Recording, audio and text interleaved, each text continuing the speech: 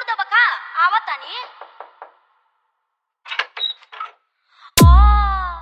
अरे तू आ गइल हो, तू तो खेते न गइल रहल। अब होइल कि तने खेते गइल रही तोहार याद पड़ गइल तो सोचनी है कि तार मुहवा देख के मिठिया लेके चल जाई। देखो भगवा के नहीं यहाँ से जा होने, भोरही डरामा कइले बड़ा, जा नहा धोआ, पूरे देह महकता। तू सब छोड़ो तो नहीं आवा ना। डीजे कमलेश राज हाईटेक।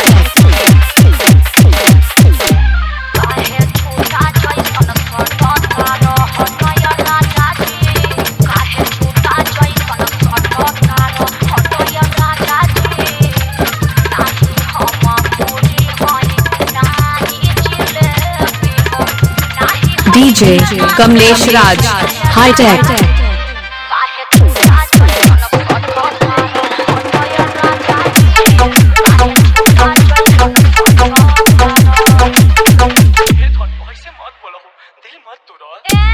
हम कोनो चिकन मटन है का कि आइला रोटी में लपेट के मार लेला। डीजे कमलेश राज हाईटेक।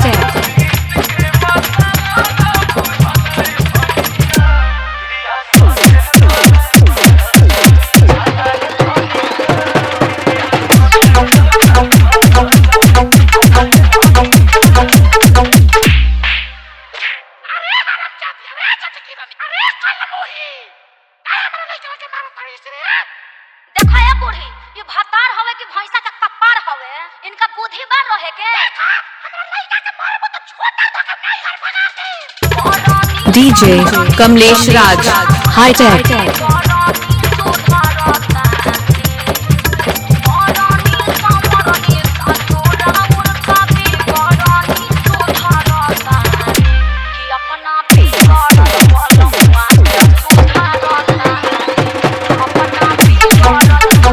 डीजे कमलेश राज हाईटेक।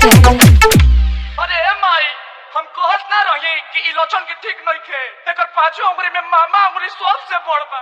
ते ना मनले, ते दहेज के पीछे आके हमर जिंदगी बर्बाद कर देले। अरे का करे रे बाबू, अब जाना थोड़ा रह।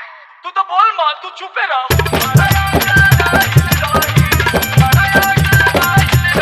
डीजे कमलेश राज हाईटेक।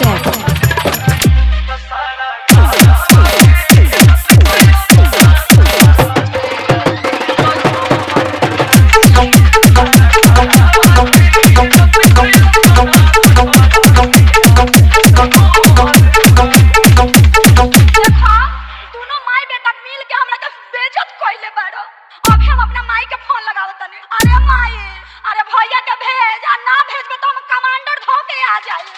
ओ बनाई ससुराया ई बनई हर कोइला चपातर रे। ओ बनाई ससुराया ई बनई हर कोइला चपातर रे। हवा संभार सबनी, हवा संभार सबनी, पुलस का कोरा टमाटर रे। हवा संभार सबनी, पुलस का कोरा टमाटर रे। चाहे तो मम्मी से मत कहो, अरे घर में तो छोट छोट बात होते रहेला। अच्छा सॉरी, चलो खाना खा लो। अच्छा तो आप लोग मिल के हमको बेइज्जत कीजिएगा। डीजे कमलेश राज हाईटेक।